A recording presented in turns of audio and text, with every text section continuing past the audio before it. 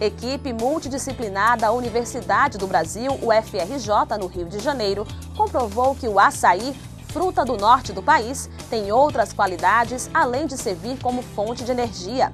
Segundo o estudo, orientado pelo farmacêutico Fábio de Souza Menezes, o alimento apresenta também propriedades antioxidantes, úteis para evitar o envelhecimento precoce. O ideal é que se consuma a fruta ou sua polpa natural, já que a industrializada não contém a mesma característica.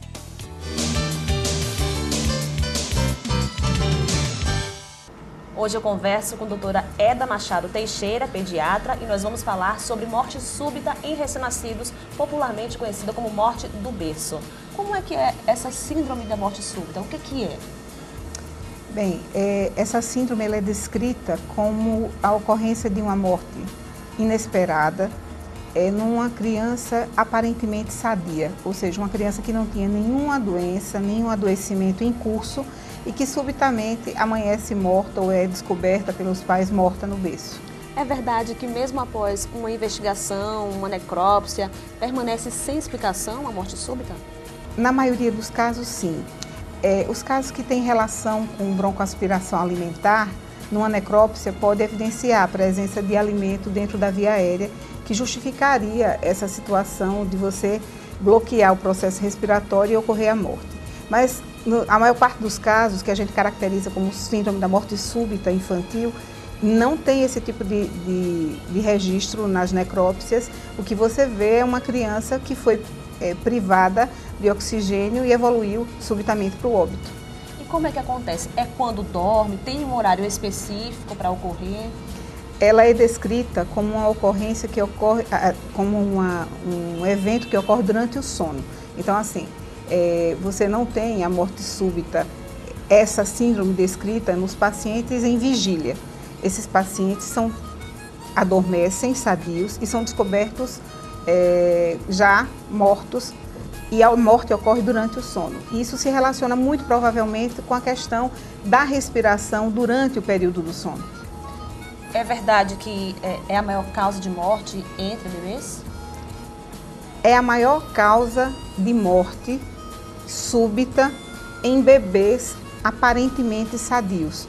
Então, assim, é o que mais se relaciona com essa ocorrência súbita e sem explicação. Porque quando você tem uma criança que está doente, você tem todo um processo que pode justificar a ocorrência do óbito.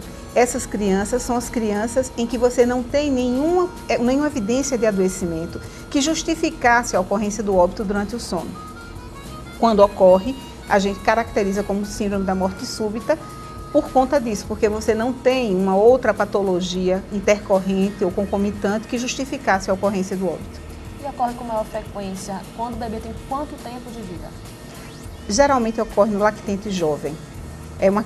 A síndrome é descrita com maior frequência em pacientes de até 3 meses de idade. E assim, é muito mais evidente nas crianças do período recém-nato até 2 meses. A frequência maior é assim. Existe uma causa específica ou não? Não, assim, existem teorias que justificam ou que procuram elucidar a ocorrência, mas assim, você não tem até agora nenhuma evidência comprovada cientificamente para essa eventualidade. Nós temos, assim, indícios que são, assim, como isso é objeto de estudo, né? A ciência procura estudar e procura traçar caminhos que levem a elucidar o motivo dessa ocorrência. Então, assim, nós temos situações que nós sabemos que são contributivas para essa ocorrência. Isso já foi detectado mediante a análise dos casos das crianças que foram acometidas pela morte súbita. Mas, assim, você não tem uma justificativa documentada, atestada para essa ocorrência. Nós sabemos que prematuridade contribui bastante, porque a maior parte dos bebês acometidos pela morte súbita tem relação com prematuridade. Nós temos também a evidência de que as crianças têm relação com fumo. A estatística mostra que existe uma correlação entre a mãe fumante e a ocorrência da morte súbita no bebê. Tanto na mãe que fuma durante a gravidez, como aquela que fuma durante e após a gravidez. fumo é tão importante, tão relevante nessas circunstâncias que a gente observa que a estatística aumenta nas crianças que têm ambos os pais fumantes. Então, é flagrante que nós temos uma influência ambiental contribuindo para essa circunstância. Dormir de bruços é inadequado? A questão do dormir de bruços e a não recomendação para que isso seja feito é porque a criança muito pequena, ela não tem todas as suas habilidades fisiológicas bem desenvolvidas.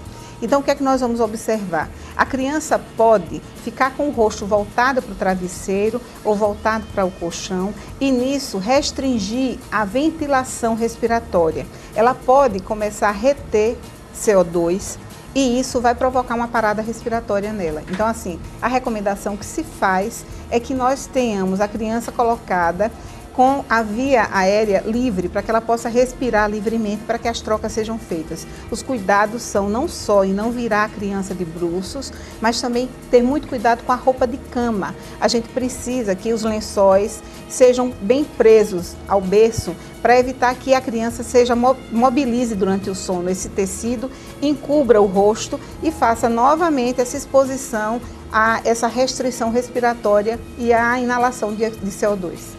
A incidência é maior em bebês brancos ou negros ou não tem nada a ver, independe da raça? Não, na realidade isso não se constitui uma condição relevante, não.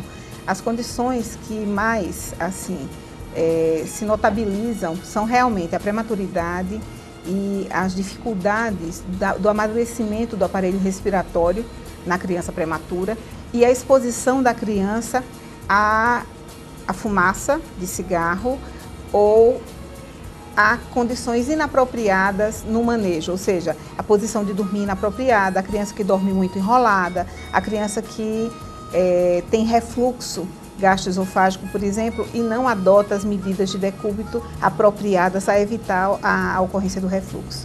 Há como evitar a morte súbita? Que cuidados os pais devem ter?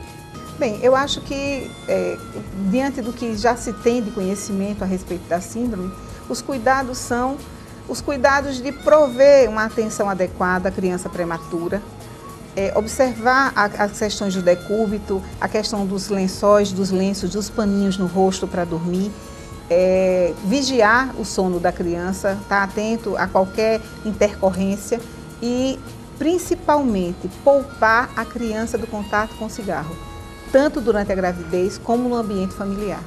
A temperatura também influencia, a temperatura no quarto do bebê?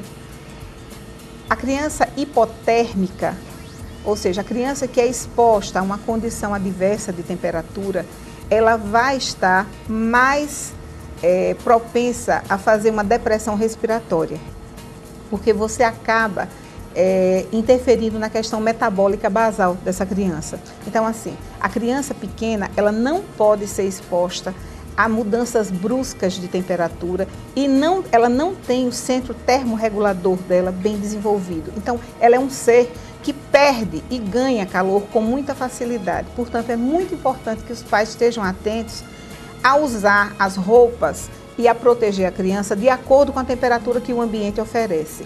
Então, os quartos com ar-condicionados muito gelados também não são apropriados. O cuidado com o pré-natal também é fundamental, né? Com certeza. O cuidado com a criança começa com a concepção, né? A partir do momento que essa criança é concebida, todo um arcabouço de cuidados tem que ser